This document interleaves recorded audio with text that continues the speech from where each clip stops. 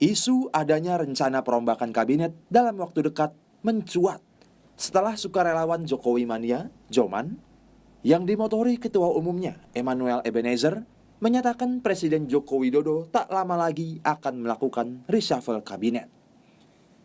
Emmanuel Ebenezer memperkirakan paling lambat bulan Oktober 2021 kabinet akan dirombak. Lebih jauh, sukarelawan Joman mendesak Presiden segera mengganti menterinya yang berkinerja kurang maksimal.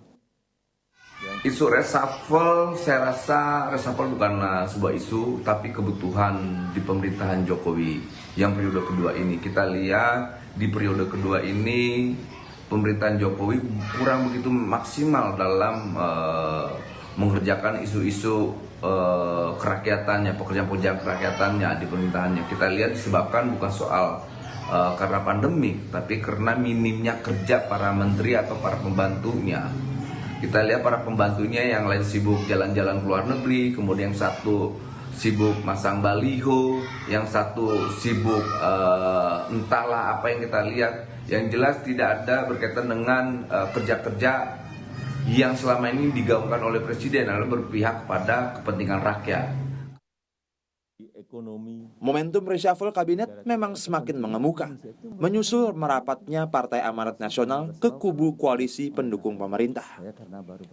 PAN sendiri mengklaim tidak ada usulan atau tekanan kepada Presiden, seiring koalisinya dengan pemerintah.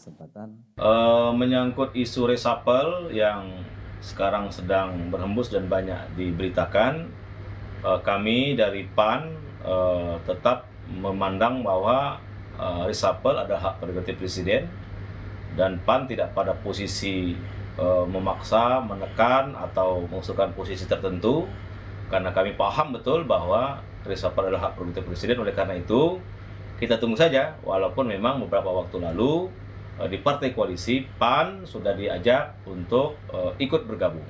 Jadi kami hormati proses itu.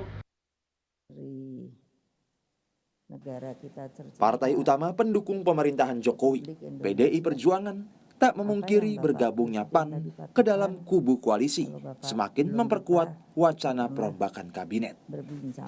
Politisi PDI Perjuangan Andreas Hugo Pereira mengkalkulasi kalau PAN mendapat jatah menteri, kemungkinan kursinya akan diambilkan dari kursi menteri non-parpol, bukan dari kursi menteri jatah partai politik.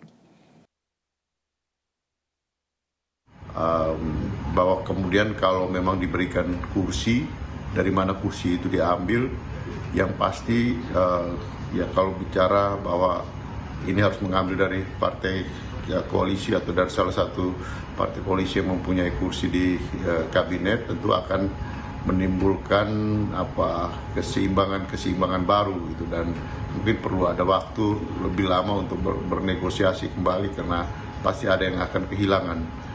Mungkin jalan terbaik adalah mengambil dari bukan dari kelompok partai koalisi.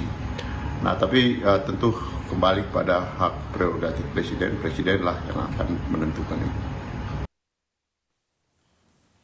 Reshuffle kabinet memang hak prerogatif Presiden. Selain perlunya mengakomodasi dukungan politik, penggantian menteri tentu juga harus memperhatikan kinerjanya, terutama karena kementerian menaungi banyak kepentingan publik. Tim Liputan Kompas TV.